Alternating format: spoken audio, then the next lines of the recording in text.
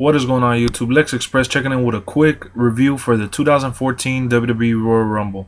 Now, it started off with the pre-show, of course, and that match included Cody Rhodes and Goldust versus the New Age Outlaws, Badass Billy Gunn and Road Dogg. Now, this was unexpected for me because I did not think that Road Dogg and Badass Billy Gunn had a chance to win the match simply because Cody Rhodes and Goldust have been on a tremendous roll.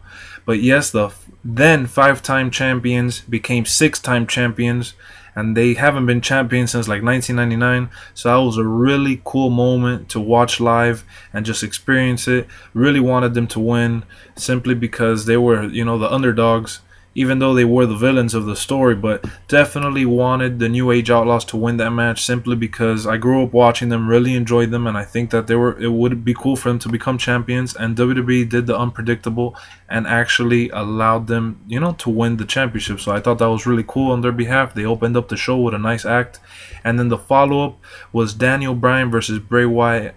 That match did not disappoint one bit.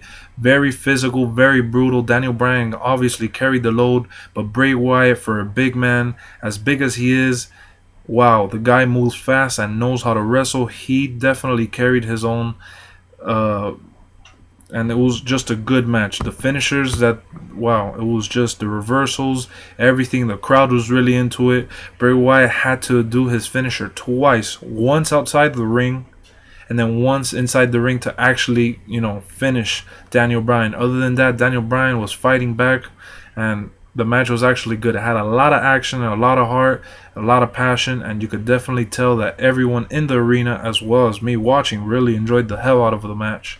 Now, after that, the follow-up was disappointment in my opinion because it was Brock Lesnar versus Big Show. The only thing I really wanted from this match is obviously for Brock Lesnar to win in a meaningful way. I wanted him to muscle his way out of this match. Didn't want it to be too long because it will get boring obviously.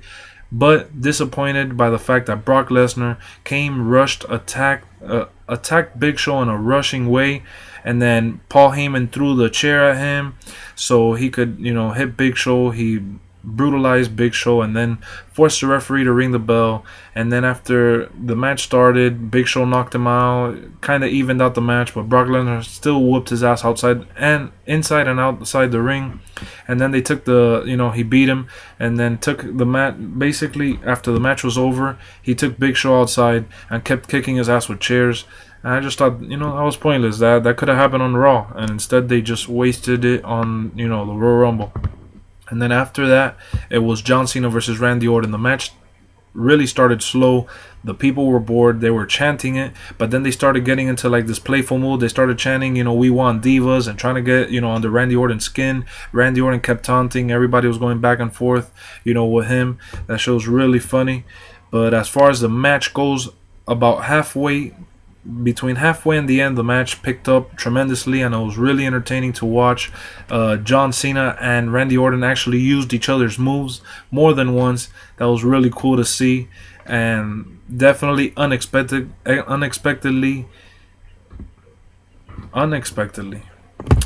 Yeah, at the end of the match, the lights go off, and guess what? The Wyatt family comes out unexpectedly. Surprised John Cena. When John Cena turned around, Randy Orton already had him in the RKO, and obviously the match ended right then and there, and Randy Orton retained his title. Now, it was a good match, like I said, and what I really liked about it was that it was unpredictable. It kind of seemed like John Cena was going to win because, that's how it felt, but Randy Orton took the win by cheating. As far as the Royal Rumble goes, all I wanted was some, surprise entrance, some fun action, and Batista win, and that's exactly what I got, except for one thing: no surprise entrance other than Nash and Sheamus. El Torito was a waste, JBL was a waste, and several other superstars that were recycled was a waste. I feel like they missed an opportunity to use, about 5 to 10 people that are not signed with them, maybe use them for one night. Instead, they just recycled some wrestlers, threw them at you, and wanted you to accept that that's what they wanted to do.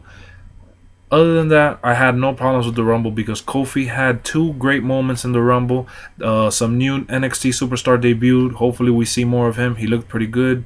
Batista had some good moments, but the guy that outshined everybody in the Rumble this year I would say CM Punk because he lasted a long time, but it was Roman Reigns. He went in there and gave the goods. He tied the most eliminations, which I think is 11 in a Royal Rumble match.